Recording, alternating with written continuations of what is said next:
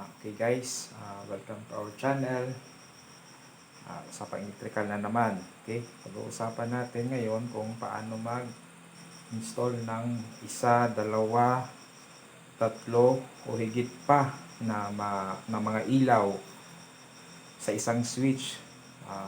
Okay, kadalasan ginagamit ito guys sa labas ng bahay, sa harap, sa gilid, sa likod.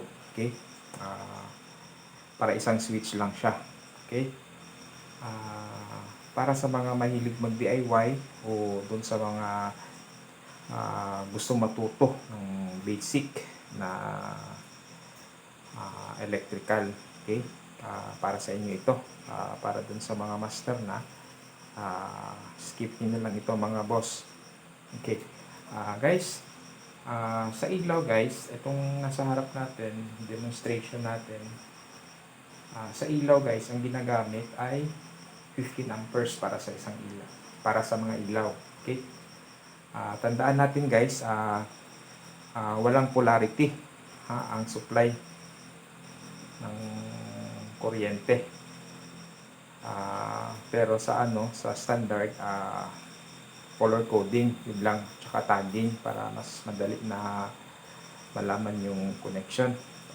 Okay, para safe, ugaliin din natin guys na magtrabaho ng safe. Okay, kailangan make sure na naka-off yung safety breaker natin dahil sobrang delikado ang kuryente na trabaho. Okay, so ganito lang siya guys. Ito yung supply natin guys. Okay, meron tayong tatlong ilaw at isang switch. Okay, sundan nyo lang po ito guys, ang connection. Okay, itong line 1 natin guys, dito galing sa ating safety breaker, yung isang wire guys na line 1, i-connect natin guys dito sa isang wire dito sa switch. Okay, kuha tayo ng isang wire at i-connect natin. Okay, pagkatapos guys,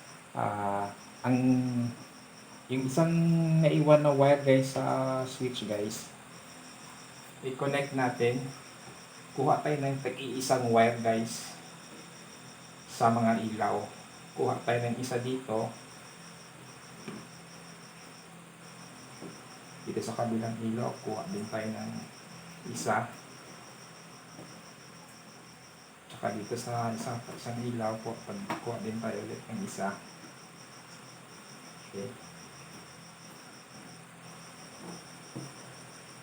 tapos guys, yung isang wire na nagaling dito sa safety breaker guys, i-connect natin dun sa mga naiwan na wire na mula dun sa mga ilaw. Okay, dito isa, dito sa kabila isa, tsaka dito sa ilalim isa. Okay, tsaka i-splice natin siya guys. Okay, cut tayo ng plies, splice natin siya.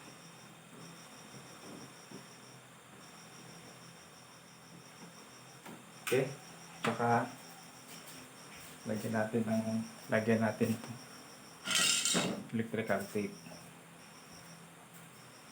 Ang ginagamit guys na wire para sa mga ilaw, 2.5 mm yung mga kadalasan ginagamit. Okay,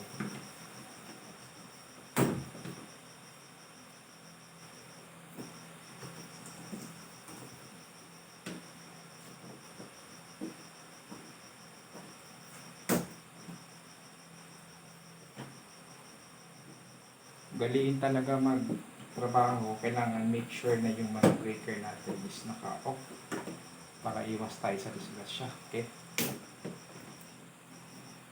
tsaka mas maganda guys kung meron tayong alam na basic dun sa electrical, para Kung may mga konting ano lang, may mga problema, pwedeng tayo na lang yung gagawa.